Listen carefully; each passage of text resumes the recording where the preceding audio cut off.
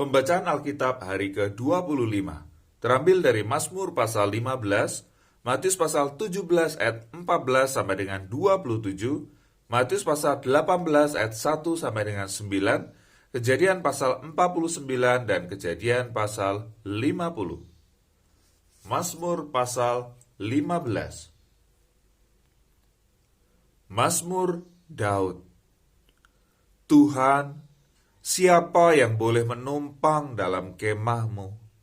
Siapa yang boleh diam di gunungmu yang kudus? Yaitu dia yang berlaku tidak bercela, yang melakukan apa yang adil, dan yang mengatakan kebenaran dengan segenap hatinya, yang tidak menyebarkan fitnah dengan lidahnya, yang tidak berbuat jahat terhadap temannya, dan yang tidak menimpakan celah kepada tetangganya, yang memandang hina orang yang tersingkir, tetapi memuliakan orang yang takut akan Tuhan, yang berpegang pada sumpah walaupun rugi, yang tidak meminjamkan uangnya dengan makan riba, dan tidak menerima suap melawan orang yang tak bersalah. Siapa yang berlaku demikian tidak akan goyah selama-lamanya. Matius pasal 17 ayat 14 sampai dengan 27. Ketika Yesus dan murid-muridnya kembali kepada orang banyak itu, datanglah seorang mendapatkan Yesus dan menyembah. Katanya, "Tuhan, kasihanilah anakku, ia sakit ayan dan sangat menderita. Ia sering jatuh ke dalam api dan juga sering ke dalam air. Aku sudah membawanya kepada murid-muridmu, tetapi mereka tidak dapat menyembuhkannya."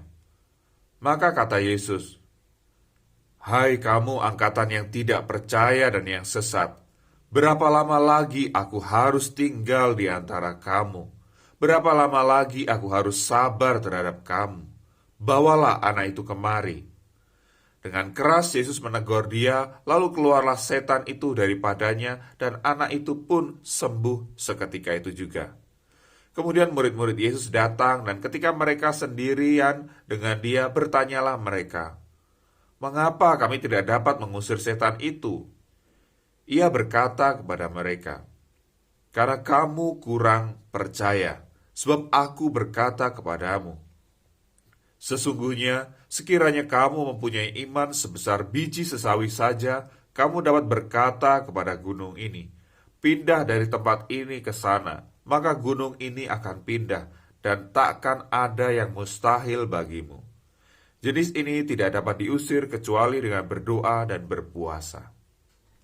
Pada waktu Yesus dan murid-muridnya bersama-sama di Galilea, ia berkata kepada mereka, "Anak manusia akan diserahkan ke dalam tangan manusia, dan mereka akan membunuh dia, dan pada hari ketiga ia akan dibangkitkan."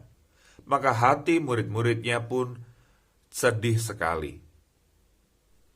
Ketika Yesus dan murid-muridnya tiba di Kapernaum, datanglah pemungut bea bait Allah kepada Petrus dan berkata, "Apakah gurumu tidak membayar bea 2 dirham itu?"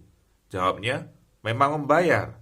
Dan ketika Petrus masuk rumah, Yesus mendahulunya dengan pertanyaan, "Apakah pendapatmu, Simon?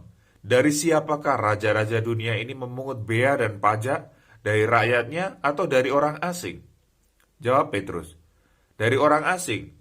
Maka kata Yesus kepadanya, "Jadi bebaslah rakyatnya, tetapi supaya jangan kita menjadi batu sandungan bagi mereka, pergilah memancing ke danau, dan ikan pertama yang kau pancing, tangkaplah dan bukalah mulutnya.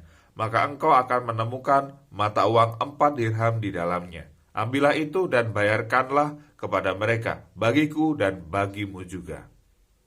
Pada waktu itu datanglah murid-murid itu kepada Yesus dan bertanya, "Siapakah yang terbesar dalam kerajaan surga?" Maka Yesus memanggil seorang anak kecil dan menempatkannya di tengah-tengah mereka, lalu berkata, "Aku berkata kepadamu, sesungguhnya jika kamu tidak bertobat dan menjadi seperti anak kecil ini, kamu tidak akan masuk ke dalam kerajaan surga. Sedangkan barang siapa merendahkan diri dan menjadi seperti anak kecil ini, dialah yang terbesar dalam kerajaan surga. Dan barang siapa menyambut seorang anak seperti ini dalam namaku, ia menyambut aku." Tetapi barang siapa menyesatkan salah satu dari anak-anak kecil ini yang percaya kepadaku, lebih baik baginya jika sebuah batu kilangan diikatkan pada lehernya, lalu ia ditenggelamkan ke dalam laut. Celakalah dunia dengan segala penyesatannya. Memang penyesatan harus ada, tetapi celakalah orang yang mengadakannya. Jika tanganmu atau kakimu menyesatkan engkau, penggalah dan buanglah itu. Karena lebih baik bagimu masuk ke dalam hidup dengan tangan kudung atau timpang daripada dengan utuh kedua tangan dan kedua kakimu dicampakkan ke dalam api kekal. Dan jika matamu menyesatkan engkau, cungkilah dan buanglah itu. Karena lebih baik bagimu masuk ke dalam hidup dengan bermata satu daripada dicampakkan ke dalam api neraka dengan bermata dua.